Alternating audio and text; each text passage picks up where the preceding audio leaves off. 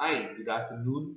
I would like to say thank you to the students, members, and officers of Management and Entrepreneurship Society, Academic 2021 to 2022, under the leadership of Dr. Jenny De Gia, Advisor and Department Chair.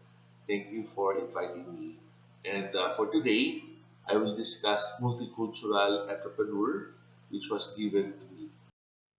Now, the agenda for today is I will discuss the global cross-cultural leadership, issues in cultural diversity, a little bit touch of Hofstede cultural dimension, and we are also going to discuss the benefits of multicultural entrepreneurship.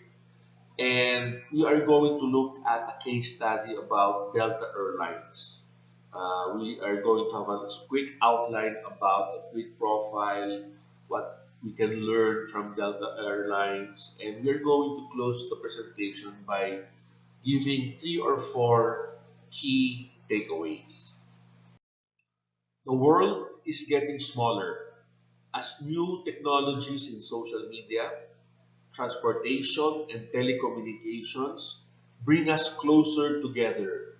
It's more critical than ever for organizations to recruit, develop, and retain multicultural leaders and entrepreneurs who can skillfully navigate both the opportunities and challenges of a more connected world.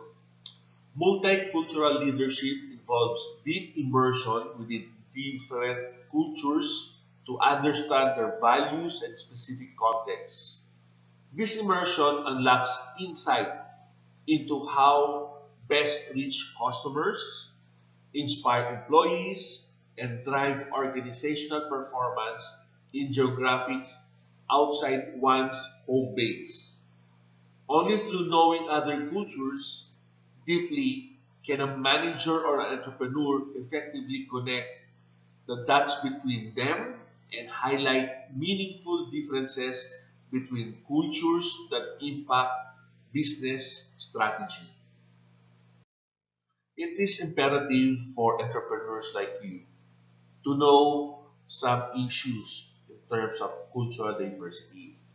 For this presentation, I will just share four common issues, namely racial discrimination, stereotyping bias, prejudice, communication barriers, racial, economic, and cultural differences.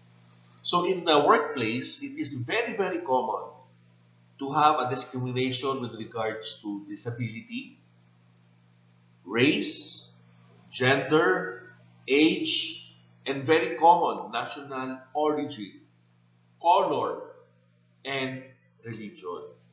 Now, when we talk about bias, it means it's a preference or inclination that inhibits impartial judgment. Prejudice simply means strong feelings or beliefs about a person or subject, prejudging others without reviewing facts or information, often based on fear. And of course, stereotyping is making the assumption that everyone in a group is in the same. Another example would be the stereotype, the gender stereotype. When we talk about feminine, it's not aggressive, while the masculine, they tend to be more aggressive. So we tend to put them in the group. Another thing or example would be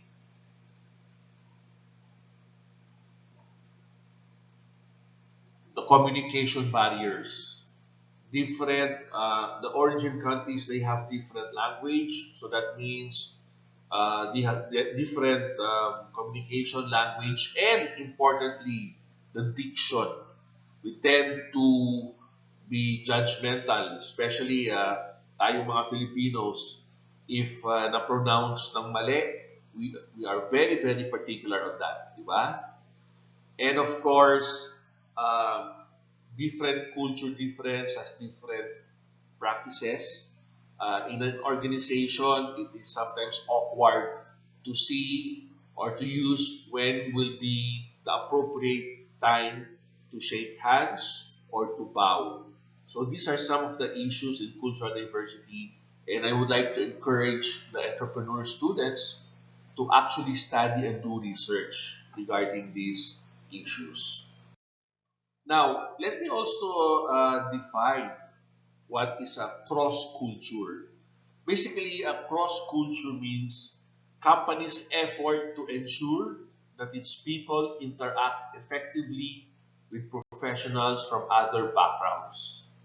It implies a recognition of national, regional, and ethnic differences in manners and methods and a desire to bridge them. So let me just show you some of the pictures I got from my Facebook. It's like throwback. This was several years ago, and the guy, if you would recognize him, he was my friend, and I met him in the Harvard shop. Probably you know him as Nash Daly. So at that time, still a student, undergrad, while I was a masteral degree in Harvard University.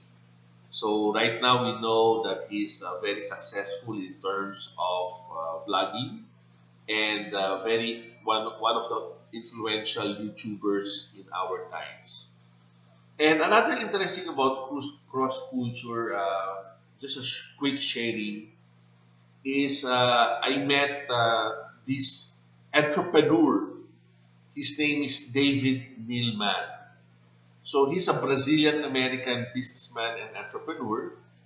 He has founded five commercial airlines: Morris Air, WestJet, JetBlue Airways, which I think is the most popular among the five, Azul Brazilian Airlines, and Breeze Airways, along with Humberto Pedrosa and Anglar Azur. He owns 45% of another commercial airline in Europe, TAP Air Portugal, and this is something that I would like to share to you guys. And I will be sharing some of the lessons I got from them. When we talk about cross-cultural, the most used and best known framework for cultural differences is Gert Hofstede cultural dimension. So this is an example of the framework. So over the years, this study led to six cultural dimensions on which countries can be ranked. So these are the six cultural dimensions: the poverty stance, the indulgence versus restraint, long versus short-term orientation, uncertainty avoidance, masculinity versus femininity, individualism versus collectivism, and these are the areas that is being categorized. Now, the next part would be a quick definition of the cultural dimension. So like for instance, in poverty stance, it is defined as the extent to which the less powerful members of institutions and organizations in the country expect and accept that power is distributed unequally. So you will, as an example, in US and Canada, they have low power distance, while in Japan and Singapore, we regard high power distance. In terms of individualism and collectivism, describes culture in which the ties between individuals are loose, and collectivism describes people are integrated into strong, cohesive groups that protect individuals in exchange for unquestionably loyalty. So you will notice in the West, US, Australia, and Great Britain will be a good example of individualistic, and among the collectivistic would be Asia countries like Singapore, Hong Kong, and Mexico. So I think you guys already know what these cultural dimensions are, so I won't discuss it in details. It is important for entrepreneurs like you to understand the importance of multicultural. Now, there are four benefits of multicultural entrepreneurship. Obviously, if you are strong in multicultural, you might have customers in different countries and cultures. So your business would expand. I know one local company expanded in Japan, and the product was about sleepers. Another benefits would be the benchmarking new ideas innovation. Later on, I will share a study that more diverse company can be more innovative. Therefore, the more innovative the company is, the more profit it generates. Number three, third benefit would be help everybody understand the different cultural style, backgrounds, and new learning. I'm teaching tourism hospitality management, and it is very I would see this in hotels, restaurants, cruise lines, that people tend to work together and they tend to understand and appreciate different backgrounds and cultural styles. And lastly, recruitment and retention of talent from different cultures. Now, I see this in the multinational hotels where, as mentioned earlier, there are some cultures that are very, very upfront, assertive, so they are best in terms of putting them in front office. And there are some cultures that are really shy, they are not really people oriented, more on introvert, so they are placed in the back office or more on research. Now, to have a closer look about cross-cultural, let us study or take a closer look at the Delta Airlines. Just a quick profile. Delta Airlines is a US company based in Atlanta, Georgia. And according to Forbes magazine, as of February 2021, Delta is named as the world's most admired airline for the 10th time. Now, what's interesting about Delta Airlines is that it employs 75,000 international employees. So can you imagine how diverse? Can you imagine how many 75,000 international employees are? So what is the competitive advantage of Delta Airlines over its competitors? So according to one of the quotations or quotes of the CEO, Mr. Ed Bastian, and I quote, thoughtful action combined with a focus on, listen to this guys, championing diversity, equity, and inclusion in the workplace. So that means they are focusing on cross-cultural. And within our personal lives, we play a healing role to help us keep climbing. The Delta family will use whatever means we have to move the world toward a better, more just tomorrow. So it's a very wonderful quote from a CEO. The way he treats the company, the way he sees the company is that people, internal customer comes first. And if you have a happy employees means happy customers. Now, let us take a look at the breakdown inside Delta Airlines. So first, let's look at the generation who works inside Delta Airlines.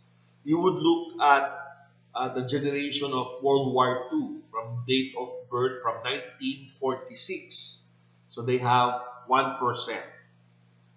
The baby boomer date of birth from 1946 to 1963. So these are most likely the age of our parents. So 21% baby boomers. And from Gen X, my age or my generation, date of birth from 1964 to 1979 represents the biggest part, 42%.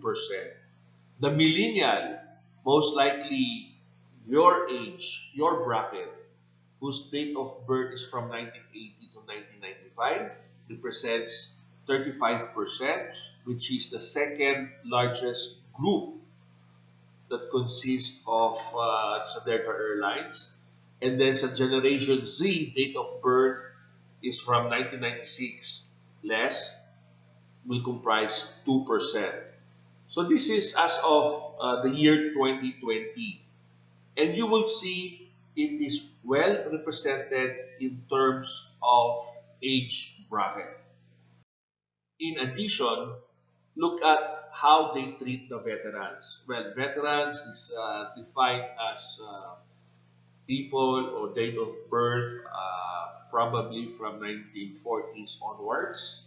So according to the data or the website, Delta has a long-standing commitment to hiring veterans and reservists. And approximately 10% of their workplace is made up of veterans. So you will see there's no discrimination in terms of age. I think Delta Airlines as a company, they do have training for all sorts of age bracket. And they also consider veterans as their equal footing or equal treatment when it comes to employment, employee, employer relations. Let's look at another item, gender, where 58% are represented by men and women represented by 42%. So you would see in terms of gender, there's most likely a balance. 58%, uh, especially in this industry, the airline industry, we have pilots, flight attendants, engineer, technician, among others. And let's look another variable. Take a look, my dear students. Look at the race and ethnicity. Remember, they have 75,000 employees. So in which it is well represented and the breakdowns follows. In terms of white, 57% represents the white community, while in the black community it represents 22%, Hispanic is 10%, Asian, in which us Filipino belongs to, they have 7% out of 75,000, that's a lot. Native American from Alaska, Hawaiian, Pacific Islander, 2%.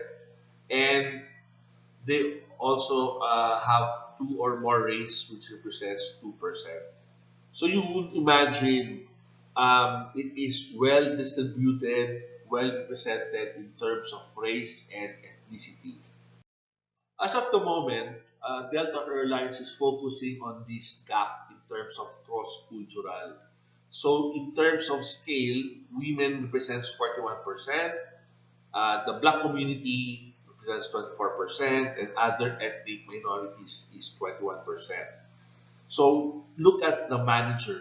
39% are women. Out of 39% is 19% represents the black community, and for the other ethnic minorities, it represents 22% who are managers.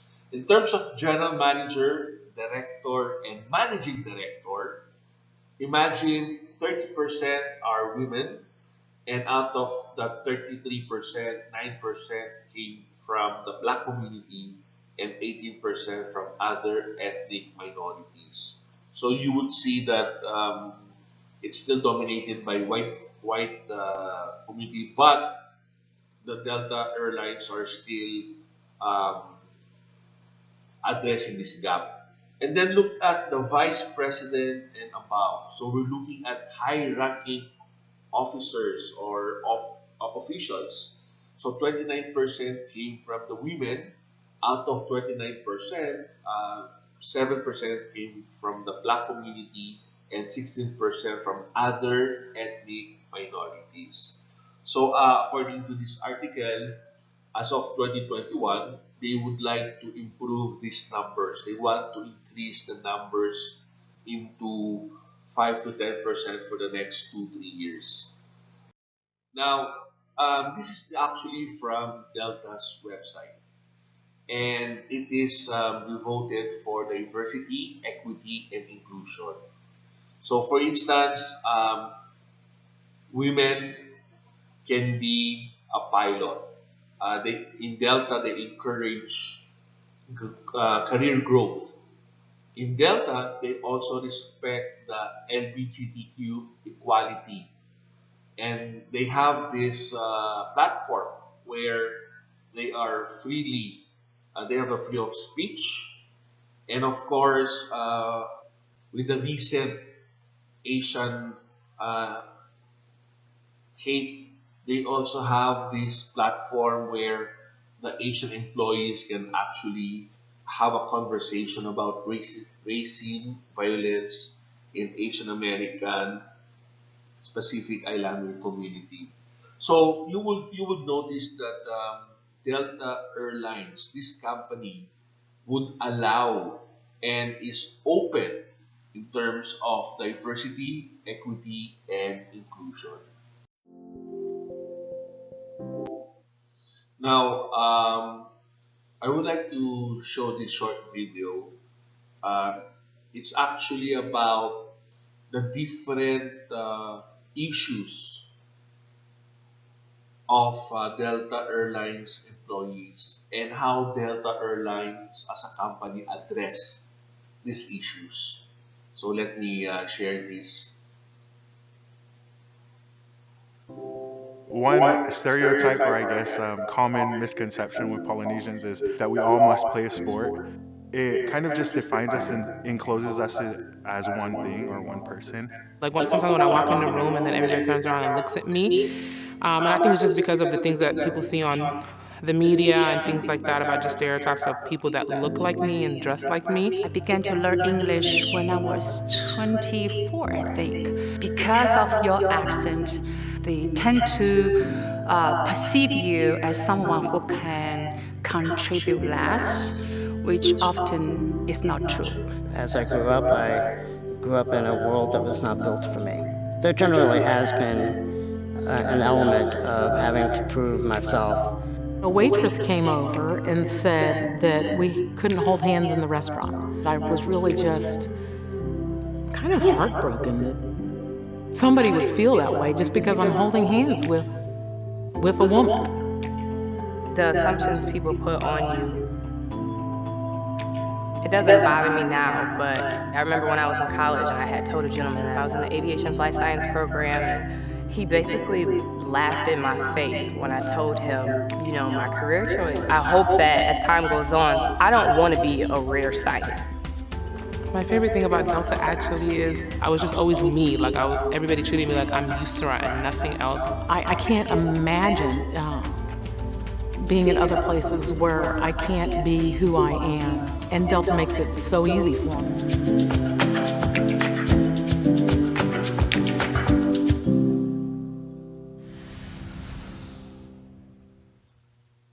So it's really nice to be part of a company that accepts who you are.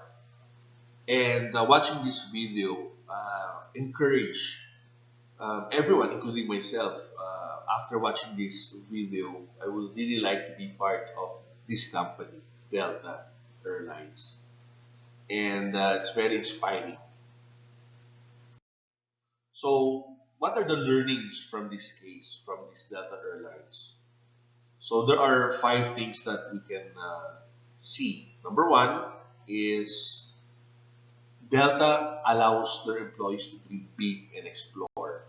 You would see in the video that there are stories from flight attendant to pilots. There are some stories in the website from baggage handlers to marketing. They encourage travel to grow both externally and internally.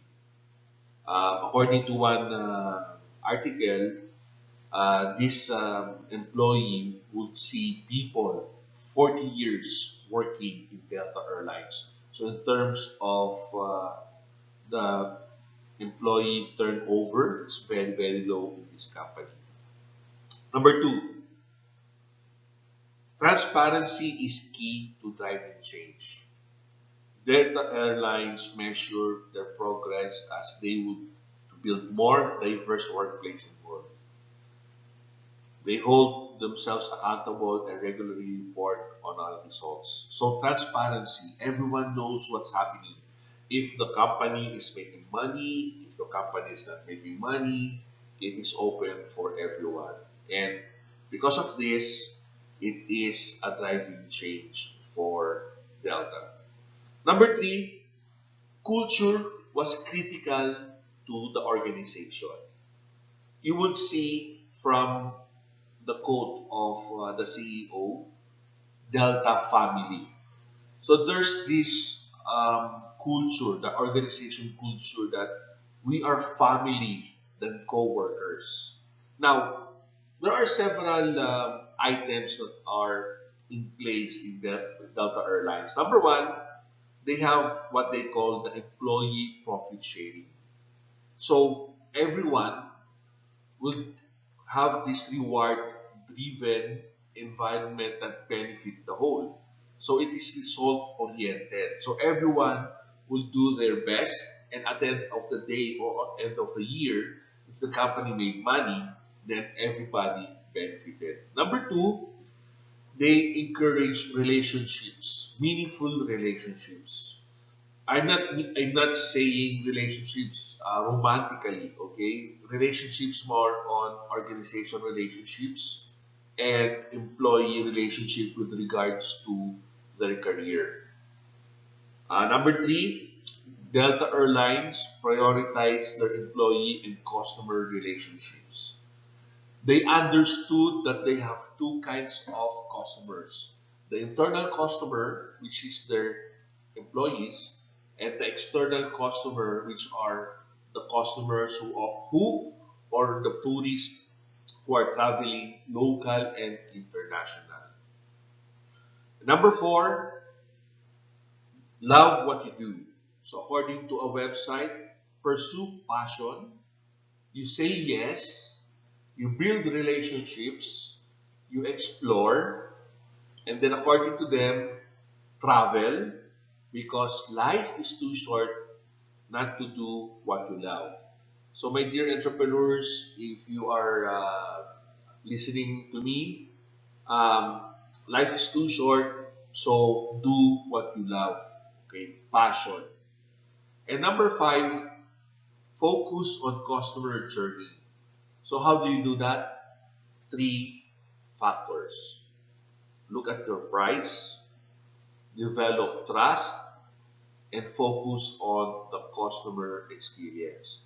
If you play these three factors well, then you Delta have a strong customer journey.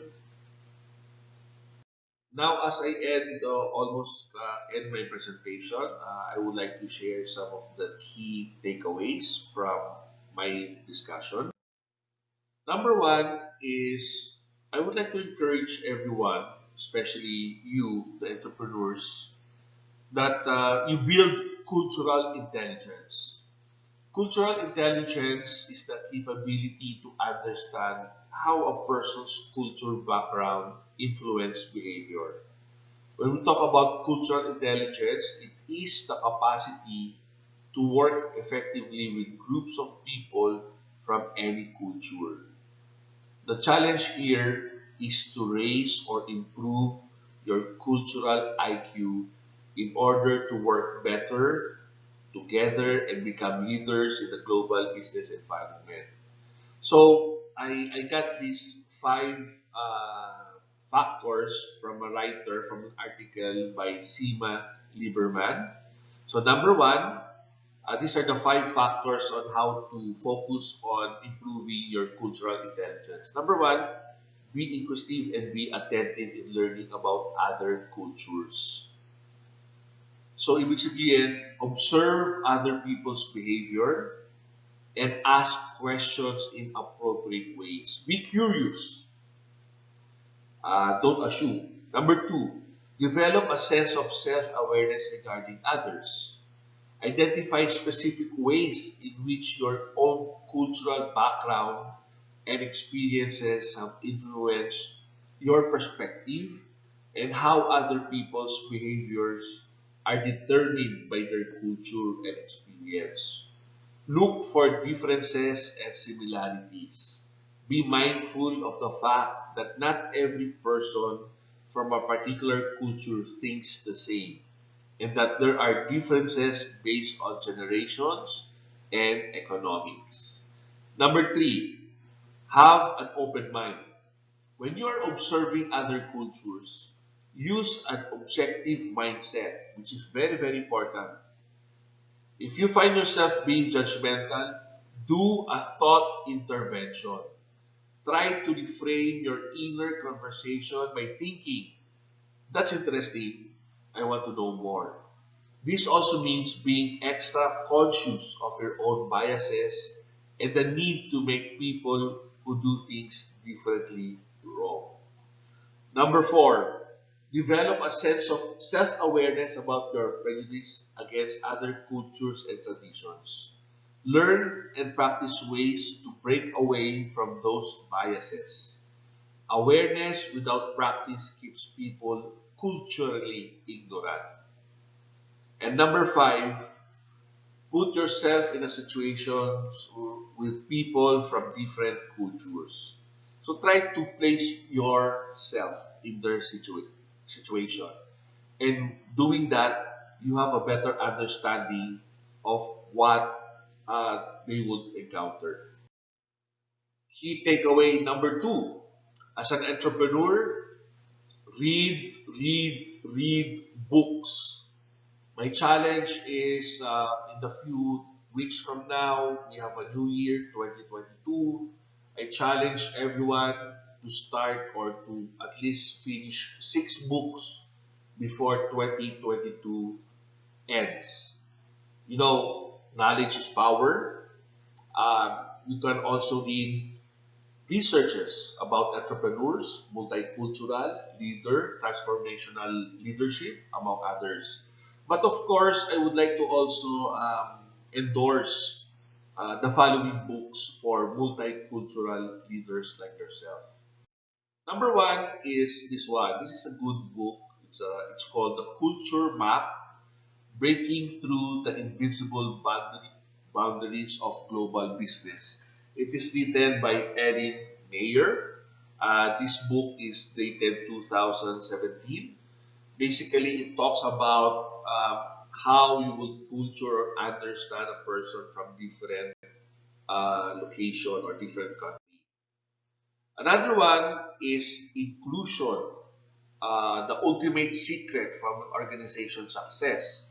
So it talks about the interaction, like what Delta Airlines did, how they managed to integrate the 75,000 different culture, different background, different employees.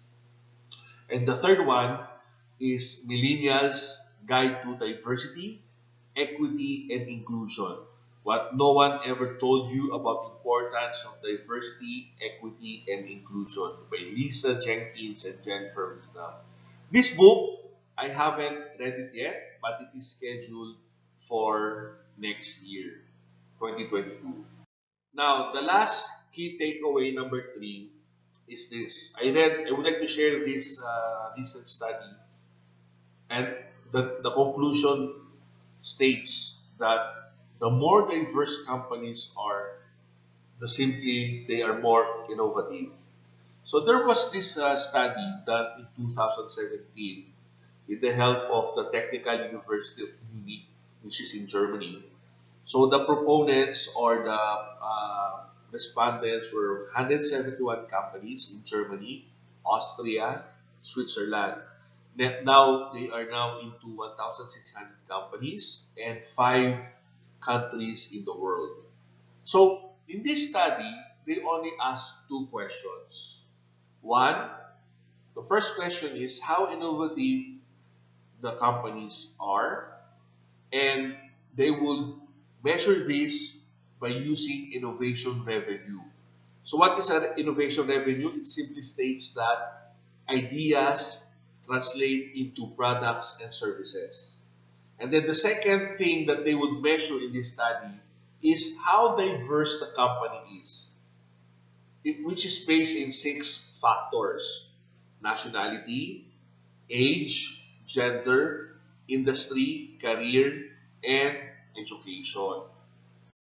You would see in this information, innovation revenue rises as the share of female managers increases above 20%. So it's very, very interesting that according to this study, if you increase the female in management, the more innovative products and services that company produce. So, in conclusion, my dear entrepreneur students, global, global and cross-cultural is very, very important to understand.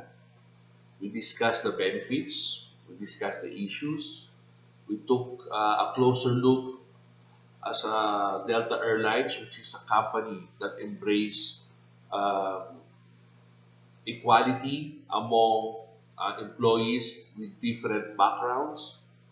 And there are some takeaways from current studies that the more diverse the companies are, the more innovative it gets.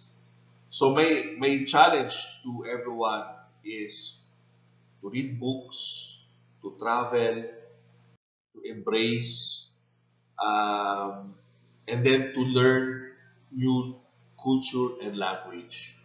Again, I would like to say thank you for your time and attention, and thank you for giving me this opportunity. God bless, and um, I'll be here for your Q&A. Thank you.